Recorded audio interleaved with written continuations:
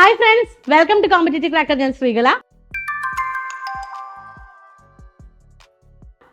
LPSA ഉദ്യോഗാർത്ഥികൾക്കായിട്ടുള്ളൊരു video ആണിത്. 2024 LPSA പരീക്ഷയ്ക്ക് prepare ചെയ്യുന്ന ഉദ്യോഗാർത്ഥികൾക്കായിട്ടുള്ള ഒരു എക്സ്ക്ലൂസീവ് വീഡിയോ ആണ്.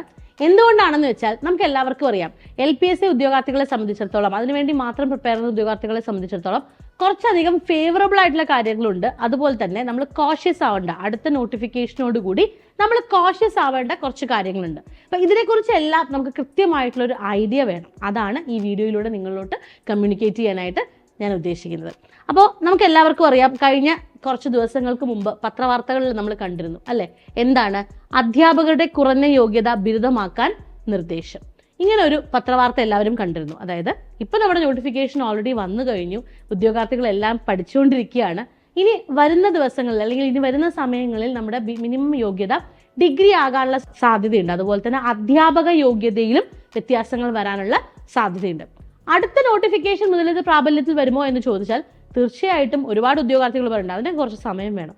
ശരിയാണ്, അതിനൊക്കെ കുറച്ച് സമയം വേണം. എന്നാൽ പോലും അടുത്ത നോട്ടിഫിക്കേഷൻ, ഈ നോട്ടിഫിക്കേഷൻ നമുക്ക് ഒരു വ്യത്യാസങ്ങളും വന്നിട്ടില്ല എങ്കിൽ പോലും അടുത്ത നോട്ടിഫിക്കേഷനിൽ ഒരു കംപ്ലീറ്റ് ചേഞ്ച് വന്നില്ലെങ്കിലും മിനിമൽ ആയിട്ടുള്ള കുറച്ച് ചേഞ്ചസ് നമുക്ക് എന്തിൽ പ്രതീക്ഷിക്കാം? ഇങ്ങനെയുള്ള കാര്യങ്ങളിൽ തീർച്ചയായിട്ടും നമുക്ക് പ്രതീക്ഷിക്കാവുന്നതാണ്. അതുകൊണ്ട് തന്നെ ഇപ്രാവശ്യത്തെ LPSA എന്ന് പറയുന്നത് ക്രൂഷ്യലാണ്. പ്രത്യേകിച്ച് നമ്മളുടെ ഒരു 35 ഇയേഴ്സിന് എബവ് ആയിട്ടുള്ള ഉദ്യോഗാർത്ഥികളെ സംബന്ധിച്ചിടത്തോളം ഇനി ഒരു ഡിഗ്രി കഴിഞ്ഞ് അടുത്ത ഒരു LPക്ക് വേണ്ടി വെയിറ്റ് ചെയ്യുക എന്ന് പറയുമ്പോൾ അവിടെ തീർച്ചയായിട്ടും ആ ഒരു എന്താ പറയുക, സമയത്തിന്റെ ആ ഒരു എന്താ പറയുക, നമ്മുടെ ഡേറ്റ്, പ്രത്യേകിച്ച് ജനറൽ കാറ്റഗറി ഉദ്യോഗാർത്ഥികളെ സംബന്ധിച്ചിടത്തോളം ആ ഒരു ഏജിന്റെ പ്രശ്നം അവിടെ തീർച്ചയായിട്ടും വരാൻ സാധ്യതയുണ്ട്. അതുകൊണ്ട് തന്നെ ഇങ്ങനെയുള്ള ഒരുപാട് പേരെ സംബന്ധിച്ചിടത്തോളം ഈ എഴുതാൻ പോകുന്ന LPSA എന്ന് പറയുന്നത് വളരെ വലിയൊരു ക്രൂഷ്യൽ ആയിട്ടുള്ള കാര്യമാണ്. നമുക്ക് എല്ലാവർക്കും അറിയാം, കമ്പയർഡ് ടു UP LPSAയിൽ അപ്ലൈ ചെയ്യുന്ന ഉദ്യോഗാർത്ഥികൾ താരതമ്യേന കുറവാണ്. അതുകൊണ്ട് തന്നെ അവിടെ നമ്മുടെ ലിസ്റ്റിൽ കയറുന്ന ഉദ്യോഗാർത്ഥികളുടെ ജോലി സാധ്യത, ഇപ്പം കഴിഞ്ഞ പ്രാവശ്യത്തെ നമ്മുടെ നിയമനം നോക്കുകയാണെന്നുണ്ടെങ്കിൽ കണ്ടോ, 14 ജില്ലയിലെ നിയമനങ്ങളാണ്. LPക്ക് പോയ അഡ്വൈസ്, അതായത് ഇപ്പോഴും റാങ്ക് ലിസ്റ്റ് നിലനിൽക്കുന്ന ഒരു റാങ്ക് ലിസ്റ്റ് തന്നെയാണ് അല്ലെ. അപ്പൊ ഈ ഒരു ചാർട്ട് കാണുമ്പോൾ തന്നെ നമുക്കറിയാം 14 ജില്ലകളിലെ LPയുടെയും UPയുടെയും അഡ്വൈസിന്റെ കണക്കാണ് ഈ കിടക്കുന്നത്.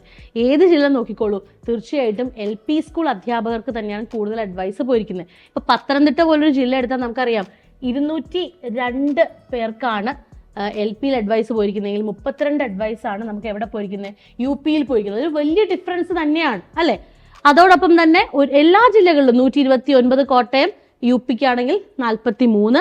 അതുപോലെ ഓരോ ജില്ലയിലും ഈ ഒരു ഡിഫറൻസ് എന്ന് പറയുന്നത് വളരെ കൃത്യമായിട്ടുള്ള രീതിയിൽ നമുക്ക് അറിയാൻ സാധിക്കും. അതായത് LPSA അധ്യാപകരെ സംബന്ധിച്ചിടത്തോളം നിങ്ങൾ ലിസ്റ്റിൽ കയറിയാൽ തീർച്ചയായിട്ടും അവിടെ ജോലി സാധ്യത വളരെ വളരെ കൂടുതലാണ്. പ്രത്യേകിച്ച് സ്കൂളാണ്. എന്തെല്ലാം ജോലികൾക്ക് മങ്ങലേറ്റാതെ നമ്മളുടെ സ്കൂൾ എന്ന് പറയുന്നത് നിലനിന്ന് പോകുന്ന ഒരു കാര്യമാണ്. പ്രത്യേകിച്ച് ഇപ്പൊ കേരളത്തിലെ എല്ലാ സ്കൂളുകളും അത്രയും നന്നായിട്ട്, പ്രത്യേകിച്ച് ഗവൺമെന്റ് സ്കൂളുകൾ അത്രയും നല്ല പെർഫോമൻസ് ആണ് കുട്ടികൾ അവിടെ കാഴ്ചവെക്കുന്നത്. അതുകൊണ്ട് തന്നെ അവിടെ അധ്യാപകരുടെ റിക്വയർമെന്റ് കൂടുക തന്നെ ചെയ്യുള്ളൂ. അപ്പോൾ അത് ഒരു ഫേവറബിൾ ആയിട്ടുള്ള കാര്യമാണ്. എന്താണ്? നിയമന സാധ്യത തീർച്ചയായിട്ടും ആർക്ക് തന്നെയാണ് കൂടുതൽ? LPSA അധ്യാപകർക്ക് തന്നെയാണ് കൂടുതൽ. അതുപോലെ തന്നെ മറ്റൊരു വെല്ലുവിളി, അതായത് നമുക്ക് എല്ലാവർക്കും അറിയാം LPSAക്കും UPSAക്കും ഒരേ സിലബസ് ആണ്. എന്നാൽ LPSA ഉദ്യോഗാർത്ഥികളെ സംബന്ധിച്ചിടത്തോളം, പ്രത്യേകിച്ച് ഡിഗ്രി കംപ്ലീറ്റ് ചെയ്യാത്ത ഉദ്യോഗാർത്ഥികളെ സംബന്ധിച്ചിടത്തോളം, അതിൽ തന്നെ ഒരുപാട് പേര് ഡിഗ്രി പ്രൈവറ്റ് ആയിട്ട് ചെയ്തവരുണ്ടാവും, കറസ്പോണ്ടൻസിലൊക്കെ ചെയ്തവർ ഒരുപാട് പേരുണ്ടാവും. അപ്പൊ അങ്ങനെയുള്ള ഉദ്യോഗാർത്ഥികളെ സംബന്ധിച്ചിടത്തോളം അവർ നേരിടുന്ന ഏറ്റവും പ്രധാന വെല്ലുവിളി എന്ന് പറയുന്നത് ചില വിഷയങ്ങൾ പഠിക്കാനുള്ള ബുദ്ധിമുട്ടാണ്. അതിൽ ഏറ്റവും മുന്നിൽ നിൽക്കുന്ന വിഷയങ്ങൾ തന്നെയാണ് നമ്മുടെ സയൻസും മാത്സും ഇംഗ്ലീഷും ഒക്കെ. കാരണം അവിടെ +2 കൂടി പിന്നെ TTC എല്ലാം കഴിഞ്ഞ് കറസ്പോണ്ടൻസിൽ നമ്മൾ ഡിഗ്രി എടുത്ത ഉദ്യോഗാർത്ഥികളെ സംബന്ധിച്ചിടത്തോളം ഈ വിഷയങ്ങളൊക്കെ പഠിക്കുക എന്ന് പറയുന്നതിൽ ചെറിയൊരു ബുദ്ധിമുട്ട് തീർച്ചയായിട്ടും അവർക്ക് ഫീൽ ചെയ്യാറുണ്ട്. അപ്പൊ അവിടെ നമുക്ക് വേണ്ടത് LPSA ഉദ്യോഗാർത്ഥികൾക്ക്, പ്രത്യേകിച്ച് ഈ ഒരു വിഭാഗത്തിൽ പഠിക്കുന്ന ഉദ്യോഗാർത്ഥികൾക്ക് സ്പെഷ്യൽ കെയറോട് കൂടി അങ്ങനെയുള്ള സബ്ജക്ട്സ് ഡീൽ ചെയ്യാൻ പറ്റുക എന്നുള്ളത് തന്നെയാണ് അല്ലെ. അപ്പോൾ ഫേവറബിൾ ആയിട്ടുള്ള കാര്യങ്ങളുണ്ട്, നമുക്ക് അല്ലാത്ത കാര്യങ്ങളുണ്ട്. പക്ഷെ എന്ത് തന്നെയാണെങ്കിലും അവസരം അവിടെ വളരെ കൂടുതലാണ്. ഇപ്പൊ ഇവിടെ കിടക്കുന്ന ഈ ചാർട്ട് ഒന്ന് നോക്കിക്കേ. 14 ജില്ലകളിലെയും LP UP അഡ്വൈസ് പോയതിന്റെ ഒരു കണക്കാണ് ഈ കിടക്കുന്നത്. ഏത് ജില്ല എടുത്ത് നോക്കിയാലും നമുക്ക് എന്ത് മനസ്സിലാവും?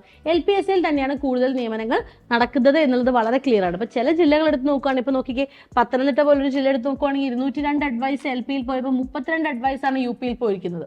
അതുപോലെ ഓരോ ജില്ലകളിലും അല്ലെ, ഇപ്പൊ നോക്കിക്കേ, നമ്മളുടെ കോട്ടയത്ത് 129 അഡ്വൈസ് LPക്ക് പോയപ്പോൾ 43 അഡ്വൈസാണ് UPക്ക് പോയിരിക്കുന്നത്. അതുപോലെ ഓരോ ജില്ലകളിലും നല്ല ഡിഫറൻസ് നമ്മളുടെ LPSA UPSA അഡ്വൈസിൽ കാണുന്നുണ്ട്. അപ്പൊ നിയമനങ്ങൾ എന്ന് പറയുന്നത് വളരെ കൂടുതൽ എവിടെ തന്നെയാണ്? LPSAയിൽ തന്നെയാണ്. അപ്പൊ ഈ സാഹചര്യങ്ങളൊക്കെ ഉള്ളപ്പോൾ തന്നെ അവിടെ മറ്റൊരു കാര്യം കൂടി നമ്മൾ ശ്രദ്ധിക്കണം. അതായത് സിലബസ് സെയിം ആണ്, LPക്കും UPക്കും സിലബസ് സെയിം തന്നെയാണ്. എന്നാൽ LPSAക്ക് പഠിക്കുന്ന ഉദ്യോഗാർത്ഥികളെ സംബന്ധിച്ചിടത്തോളം അവരിൽ ഒരുപാട് പേര് അല്ലെങ്കിൽ നല്ലൊരു ശതമാനം ഉദ്യോഗാർത്ഥികളും എന്ത് തന്നെയാണ്? ഡിഗ്രി കറസ്പോണ്ടൻസിലൊക്കെ ആയിട്ട് പഠിച്ച കുട്ടികളാണ്.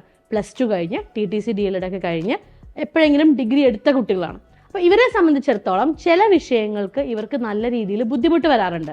ഉദാഹരണത്തിന് അങ്ങനെ ബുദ്ധിമുട്ട് വരുന്ന ഏറ്റവും പ്രധാനപ്പെട്ട വിഷയങ്ങളിൽ ഒന്ന് തന്നെയാണ് മാത്സും സയൻസും ഇംഗ്ലീഷും. അപ്പോൾ ഇവിടെ തീർച്ചയായിട്ടും നല്ല രീതിയിൽ ഒരു UPSA ആസ്പിരന്റ് ഇടുന്ന എഫേർട്ടിനേക്കാളും കൂടുതൽ എഫേർട്ട് തീർച്ചയായിട്ടും ഒരു LPSA ആസ്പിരന്റ് ഇടേണ്ടതായിട്ടുണ്ട്. സിലബസ് ഓൾമോസ്റ്റ് സെയിം ആണെങ്കിൽ പോലും നമുക്ക് മാർക്ക് സ്കോർ ചെയ്യണമെങ്കിൽ അവിടെ എഫേർട്ട് നമ്മൾ കുറച്ച് കൂടുതൽ ഇടണം. അപ്പൊ ഇങ്ങനെയുള്ള കാര്യങ്ങൾ കൃത്യമായി ഫോക്കസ് ചെയ്തുകൊണ്ട് വേണം LPSA ഉദ്യോഗാർത്ഥികൾ പഠിക്കാൻ. അപ്പൊ ഞങ്ങളുടെ ഉദ്യോഗാർത്ഥികളിൽ നിന്നുള്ള റിക്വസ്റ്റ് മാനിച്ചുകൊണ്ട് തന്നെ ഫോക്കസ് LP എന്ന് പറയുന്ന കോമ്പറ്റീറ്റീവ് ക്രാക്കറിന്റെ ഒരു പുതിയ കോഴ്സ് ഞങ്ങൾ ലോഞ്ച് ചെയ്യുകയാണ്. LPSA ഉദ്യോഗാർത്ഥികൾക്ക് എക്സ്ക്ലൂസീവ് ആയിട്ടുള്ള ഒരു ബാച്ച് ആയിരിക്കും. അവിടെ നിങ്ങളുടെ ലെവലിലേക്ക് തന്നെ കൃത്യമായിട്ട് പഠന കാര്യങ്ങൾ നിങ്ങളുടെ കയ്യിലേക്ക് എത്തി നിങ്ങൾക്കത് കൃത്യമായിട്ട് വിനിയോഗിക്കാനും സാധിക്കും. അപ്പോൾ ഫോക്കസ് LP എന്ന് പറയുന്ന നമ്മുടെ പുതിയ കോഴ്സ് എക്സ്ക്ലൂസീവ്ലി LPSA കാൻഡിഡേറ്റ്സിന് മാത്രമായിട്ടുള്ള കോഴ്സാണ്. അപ്പോൾ ഈ കോഴ്സിനെ കുറിച്ചുള്ള കൂടുതൽ ഡീറ്റെയിൽസ് അറിയാനായിട്ട് എന്ത് ചെയ്യണം? നമ്മുടെ ബോർഡ് നമ്പർ 8589083568 കോൺടാക്ട് ചെയ്യുക. മറക്കണ്ട, അടുത്ത നോട്ടിഫിക്കേഷനിൽ എന്തെല്ലാം മാറ്റങ്ങൾ വരും എന്ന് നമുക്ക് ഇപ്പം പറയാൻ സാധിക്കില്ല. അതുകൊണ്ട് തന്നെ ഈ നോട്ടിഫിക്കേഷനും ഈ പരീക്ഷയും വളരെ വളരെ പ്രധാനപ്പെട്ടതാണ് എന്ന് നമ്മൾ മനസ്സിലാക്കുക. എന്നിട്ട് എന്ത് ചെയ്യുക? നന്നായിട്ട് പഠിക്കുക. ഇത് നിങ്ങളുടെ ലാസ്റ്റ് ചാൻസ് ആണ് എന്ന രീതിയിൽ തന്നെ നമ്മൾ പഠിക്കുക. അപ്പം നേരത്തെ പറഞ്ഞതുപോലെ തന്നെ 35 എബവ് ആയിട്ടുള്ള കാൻഡിഡേറ്റ്സിനെ സംബന്ധിച്ചിടത്തോളം വീണ്ടും അടുത്ത LPക്ക് മുമ്പായിട്ട് ഡിഗ്രി എടുക്കുക, കംപ്ലീറ്റ് ചെയ്യുക. ഇതിലേക്കൊന്നും നമുക്ക് പോകണ്ട. ഇപ്രാവശ്യം തന്നെ നിങ്ങൾ ഏജ് ഓവർ ആവുന്ന ഇപ്രാവശ്യം തന്നെ നമുക്ക് എന്ത് ചെയ്യാം? LPSAക്ക് വേണ്ടി പഠിക്കാം. അപ്പോൾ എക്സ്ക്ലൂസീവ് ബാച്ച് ഫോർ LPSA നമ്മൾ ലോഞ്ച് ചെയ്യുകയാണ്. അപ്പോൾ ഈ ഒരു കോഴ്സിനെ കുറിച്ച് കൂടുതൽ തിരിച്ചറിയാനായിട്ട് എന്ത് ചെയ്യണം? നമ്മുടെ ബോർഡ് നമ്പറിൽ കോൺടാക്ട് ചെയ്യണം. അതോടൊപ്പം തന്നെ മറ്റൊരു പ്രധാനപ്പെട്ട കാര്യം കൂടി പറയട്ടെ. നമ്മളുടെ കണ്ണൂരിലെയും കാസർഗോഡിലെയും LPSA UPSA ഉദ്യോഗാർത്ഥികൾക്കായിട്ട് ഞങ്ങളൊരു ഫ്രീ 1 ഡേ ക്ലാസ്സുമായിട്ട് വരുന്നുണ്ട്. ഒരു മെഗാ പഠന കളരി. മാർച്ച് 2-നാണ് നമ്മുടെ പ്രോഗ്രാം എന്ന് പറയുന്നത്. അപ്പോൾ ഈ പ്രോഗ്രാമിൽ രജിസ്റ്റർ ചെയ്യാനുള്ള ലിങ്കും നിങ്ങൾക്ക് ഡിസ്ക്രിപ്ഷൻ ബോക്സിൽ അവൈലബിൾ ആണ്. LPSAക്കും UPSAക്കും എല്ലാവർക്കും തന്നെ അപ്ലൈ ചെയ്യാവുന്നതാണ്. തീർച്ചയായിട്ടും നിങ്ങൾ രജിസ്റ്റർ ചെയ്യുക. അതോടൊപ്പം തന്നെ സെഷന് തീർച്ചയായിട്ടും വരിക. അപ്പോൾ ഈ വരുന്ന LPSA UPSA പരീക്ഷ നിങ്ങൾക്കുള്ളതാണ്. കോൺസെൻട്രേറ്റ് ചെയ്ത് പഠിക്കുക. എന്താണോ ആ പരീക്ഷയ്ക്ക് വേണ്ടത് അല്ലെങ്കിൽ ആ പരീക്ഷ അർഹിക്കുന്നത് എന്താണോ അത് കംപ്ലീറ്റ് ആയിട്ട് നിങ്ങൾ കൊടുക്കുക. എന്നിട്ട് എന്ത് ചെയ്യുക? പ്രാവശ്യം തന്നെ റാങ്ക് ലിസ്റ്റിൽ കയറുക, ജോലിയിൽ കയറുക, ഹാപ്പി ആയിട്ടിരിക്കുക. ഓക്കെ, വീണ്ടും നമുക്ക് കാണാം മറ്റൊരു വീഡിയോയിലൂടെ. ഈ ചാനൽ ആദ്യമായിട്ടാണ് കാണുന്നതെങ്കിൽ സബ്സ്ക്രൈബ് ചെയ്യാനും മറക്കണ്ട. Thank you.